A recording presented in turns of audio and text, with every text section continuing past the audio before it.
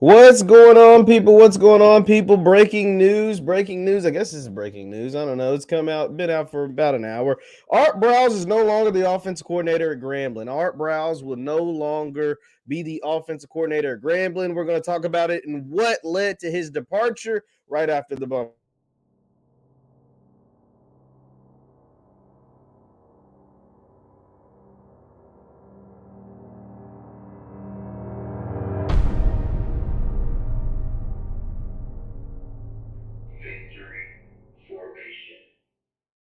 What's good people? My name is JeffLightsyJr here at the Black Boss channel and Victory Formation. Thank you guys for tuning in. Be sure to hit the thumbs up button, like, share, subscribe as we upload every single day. Art Briles is no longer the offensive coordinator at Grambling. This according to Pete Thamel. I think he was the first one to break the news out of ESPN. Pete Thamel's been on top of a lot of stuff involving Hue Jackson and Grambling. I'm going to go ahead and pull up the tweet and we'll let this rock while we're working. It says, source, Art Briles no longer the offensive coordinator at Grambling. Pretty short, pretty sweet.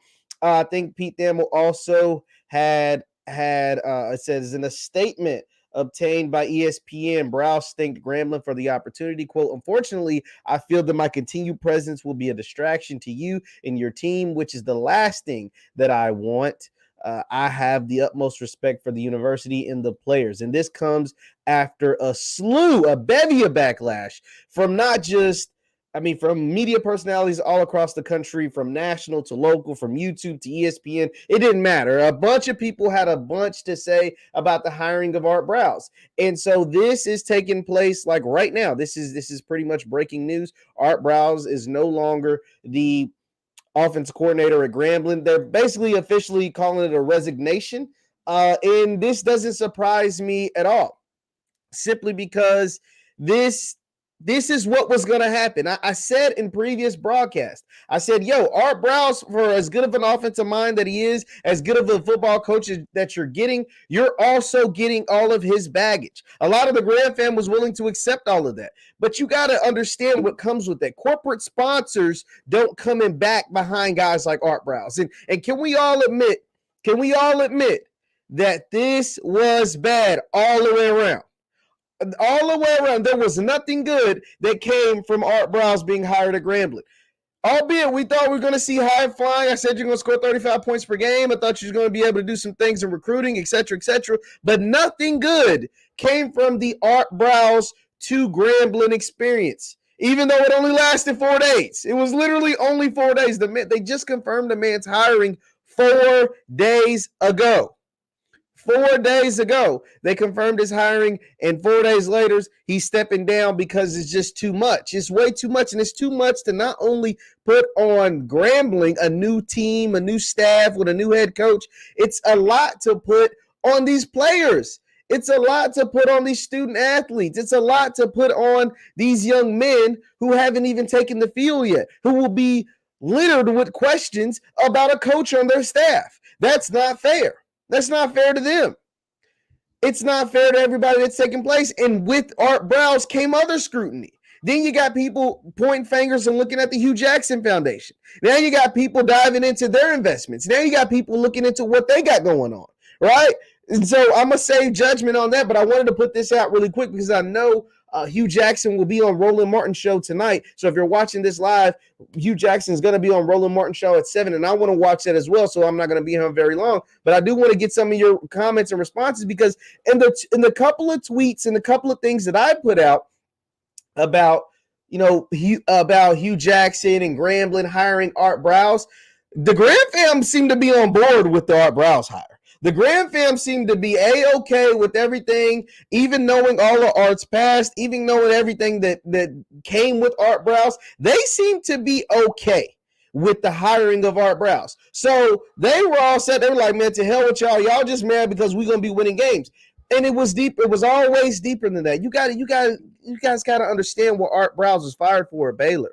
Art Briles was fired because he was negligent to the fact that there were potentially 3 men on his football team that had sexual assault cases against them. He knew and didn't report or allegedly committed acts of sexual assault, and he knew and didn't report in a timely manner to the university.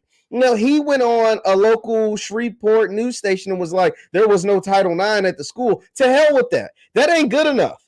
That ain't good enough. And I tried to reserve judgment as much as possible, but I had to put it out there. If that was Art's daughter, if that was Art's mother, if that was Art's wife, if that was any of Art's relatives that was sexually assaulted or abused or the R word, ain't no Title IX. I can't report what's going on. Nah, bro, that's not gonna fly. And that kind of flew for some folks. Why do you think none of these universities would hire this man? This man tried to get other jobs. Southern Miss. He tried to get a job, or got a job in the CFL. They ran him off. He tried to get a job at Southern Miss. The coach vouched for him. The brass at Southern Miss was like, to hell with that. No, we ain't taking that PR nightmare. This man, allegedly allowed sexual assault. The man still has pending lawsuits. He still has pending lawsuits. Like, we can't just ignore that. Those things, like, it's not little. Those aren't little allegations. Those aren't little. And then what made it worse, what makes this even compounds even worse is that Hue Jackson, the head coach of Grambling, has a Hue Jackson Foundation, and the Hue Jackson Foundation fights against human trafficking and sexual abuse. It fights against human trafficking and sexual abuse. That's what your foundation stands for. That's its motto. That's what it goes for. And you bring in a coach that allegedly covered up or didn't report in a timely manner sexual abuse that was taking place with players on his football team. So much so that one of those players, now one of them got acquitted, Sean Oakman. Another one, I think, ended up being okay. But one of them did 20 years. Got convicted and is doing a 20-year prison sentence right now. That's not okay. That's not cool. That's not good. There's no amount of football that can erase that. He has a player that was on his team that is doing a 20-year bid. Now, some of you will argue, well, it was a problem throughout the school. It was a problem throughout the school. That doesn't condemn. That doesn't mean that Art wasn't a part of the problem by not reporting the abuse cases or whatever you knew in a timely manner. And the only reason why I can say this is because when Baylor fired him, you got to think, Baylor was not a winning football program. Baylor was not a good football program until Art Briles came there. He is probably the best football coach in the history of their school. Do you think they wanted to fire him? Do you think about this. This is Texas. Baylor's in the state of Texas. This is Big 12 football, and Baylor was beating teams like Texas, was beating teams like Oklahoma, was beating these teams, Oklahoma State, winning Big 12 titles, having Heisman Trophy winners, all under Art Briles. They didn't want to get rid of that coach. They had never been nothing before. Art comes, they start winning Big 12 titles. They start having Heisman Trophy winners. They start having 10-win seasons. This is the greatest coach in the history of their program. They don't want to fire this man, but even they saw that his negligence was so much that even they, with them being the greatest they've ever been under his run, had to say, yo, this is too much. He got to go. Yo, this is too much that happened under his watch. He has to go. And I went through all of that already on this channel. You can go check out some of my previous videos where I broke down what took place. But just know this. There were multiple instances of the R word. I'm not going to say it because I don't want to get demonetized and all that stuff. And sexual assault that took place at Baylor under his watch and that he allegedly knew. So much so that the program that he put on the map fired him. So much so that he has been fired and been out of coaching for 5 years, and as good as a coach as he was, no one else has hired him until Grambling. See, the reason why this is bad on a couple of levels, because one, it was bad when Doug Williams, probably your most notable alumni, your most recognizable alumni, football alumni that is, comes out and says, I'm out. When Doug Williams says I'm out, now I know some of you all were around when Doug Williams was the coach, and you're like, well, Doug ain't one to talk because Doug works for the Washington team, the Commanders now. That is a good point. I can't fight you on that. Doug said he's out on Art Briles, but he works for Dan Snyder when stuff like this was happening in Washington. I'm not going to argue with you on that. But I will say, when your most notable football alumni comes out and says, I'm done with the program ahead of your brand new head football coach's season, first inaugural season? That's not a good look. When you're on ESPN for all the wrong reasons, it's not a good look. This puts you in a bad light. This makes you look incompetent. This makes you and your program looks like you don't know what you're doing. Hue Jackson, and this is no knock to Hue Jackson as a man, but Hue Jackson ain't been making the best steps since he's been the head coach of Grambling. Outside of the recruiting, the Brian Flores thing he botched. Can we be real? Hue Jackson botched the Brian Flores. Brian Flores sues the NFL for racial discrimination. Brian Flores says they were paying me to tank. Brian Flores says there's a bunch of racism going on in the NFL. And Hue Jackson's like, yo, it happened to me in Cleveland too. And I was like, go get him, you go get him, you go get him, you. And then he's kind of like, a couple of days later, reporters is pressing him like, yo, you know what I'm saying? Like they pressed Brian Flores. And he's like, hey, actually, matter of fact, we didn't really go through the same thing. I take that back. He kind of redacted. And it was like, Hugh, you know what I'm saying? That ain't good. That didn't sound too good, Hugh. I don't know. That didn't sound too good, but I'm going to let you live, Hugh. I'm going to let you rock. Okay, I'm going to let you cook. It's okay, whatever. You know what I'm saying? We'll ignore that. At least I did. Then he goes on the pivot. He's like, I'm going to tell his grand fam, dig in your pocket. And I'm like, go, Hugh. Go, Hugh. I posted that. It got 10,000 views on my Twitter. I posted that clip of Hugh on the pivot. It got like 10,000 views on my Twitter. And I'm like, go, Hugh. I'm like, go. Like every coach needs to have this kind of mindset. Every coach needs to dig in like this. Every coach needs to have this kind of mindset at these HBCUs. And that's how we can continue to catapult and raise them to the next level. I'm like, go, Hugh. In that same episode, he's talking about like, yo, minority. He keeps saying minority. I'd rather him say black, but you know, minority, I rock with it, whatever. Minority coaches need to have minority hires. Minority coaches need to hire black people. If black coaches hire black people, we can help raise them up. And then, you know, originally you hired a black assistant. He was so damn good, the NFL came calling.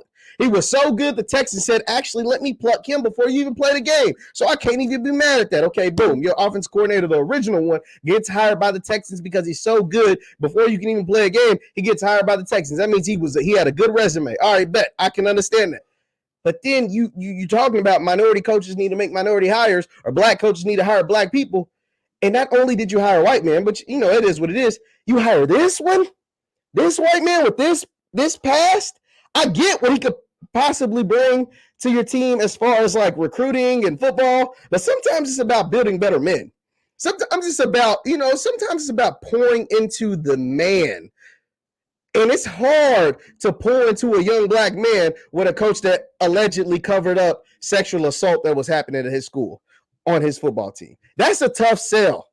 That is a tough sell. Like, yo, G, like I explained, like here's the thing. Take football out of it. Take Grambling out of it. And this is how I evaluate it, because even when I did my original broadcast with the speculation of Art Briles and even with the hiring of Art Briles, I kind of stayed, I kind of teetered the line, right? I'll admit I kind of teetered the line because I love the Gram fam. The Gram fam shows me a lot of love as far as on all my platforms. They listen to my stuff. They send me stuff. We tap in. I rock with them heavy. And I kind of teetered the line, but I gave the facts. But I did teeter the line.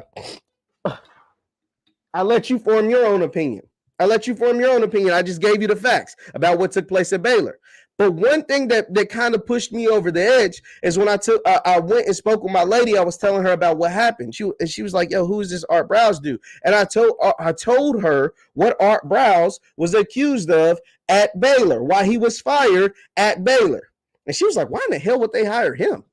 And once she did that, and she broke down like, "Yo, that didn't even make no sense. Why in the hell up? Not just a black school, but any school hire this man that allegedly, covered up or didn't report in a timely manner sexual assault that took place between players on his football team? Ain't no way in hell he should be allowed to lead young men, especially not young black men. We understand how we get it out here in America. We understand what it's like to be us in this country.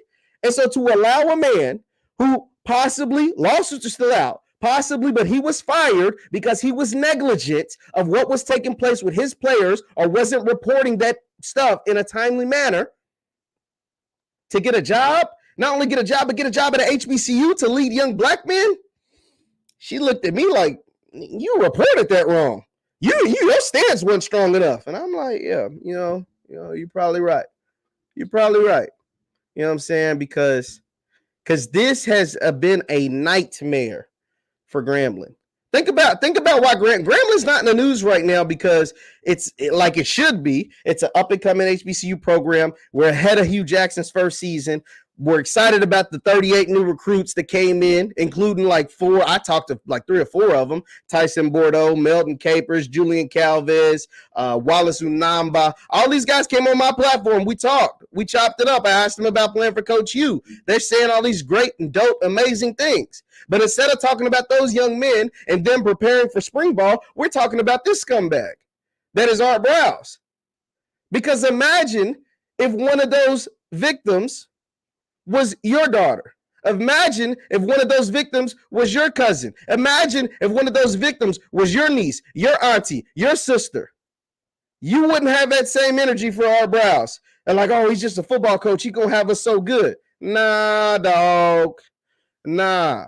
You're all over ESPN for all the wrong reasons. Because Doug Williams disclaiming you. Because James Shaq Harris is disclaiming you. Like saying, nah, we good on that. We're good on them. All of your legends saying they don't want to be a part of your program, saying they don't want no parts of what's going on. That's not a good look. That's not good at all. You got guys, all these big-time media people, Stephen A., Max Kellerman, et cetera, going in on you about making this hire. Come on, man. That's not good. That's not good at all. Because you double down on it, even after all the bad press, you double down on it. And now you got NBC Sports or whoever, all of them going in, Grambling in the news for all the wrong reasons. That's not good. That is not good. I think there used to be a saying, or there might still be a saying, I'm not sure. It's like all publicity is good publicity. Absolutely, positively no. It's not. Now, hopefully, luckily, all of this is happening so far removed from the season. By the time the season comes, we can forget about all of this mess.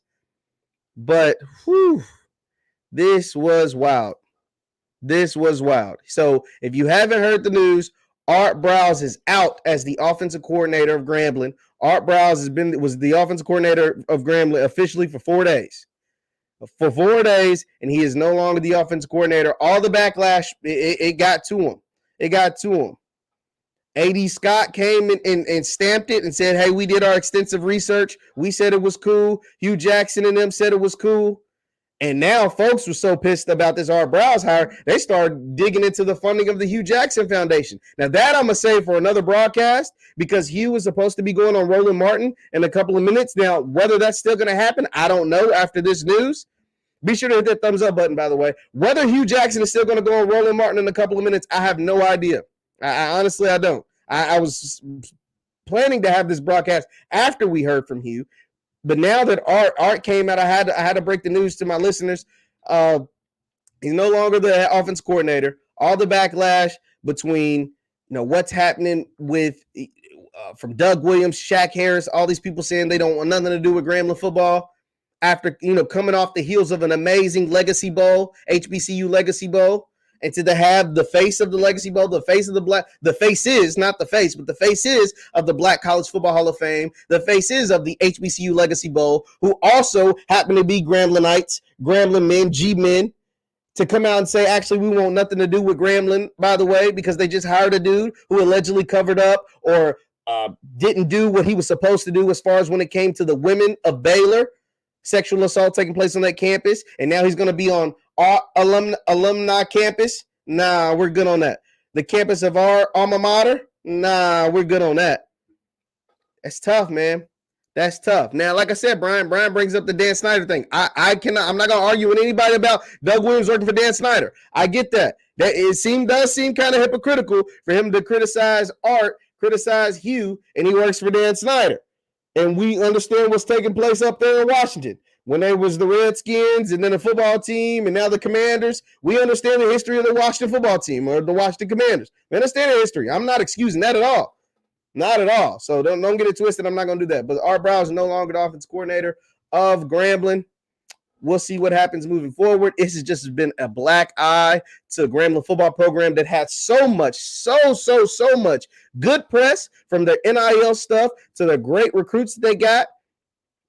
You know, all that stuff. Even their offense coordinator getting taken by the Texans. That was good press. Because it's like, damn, you put together a staff before you even play the game. Your OC's getting snatched up by an NFL team. That's good press.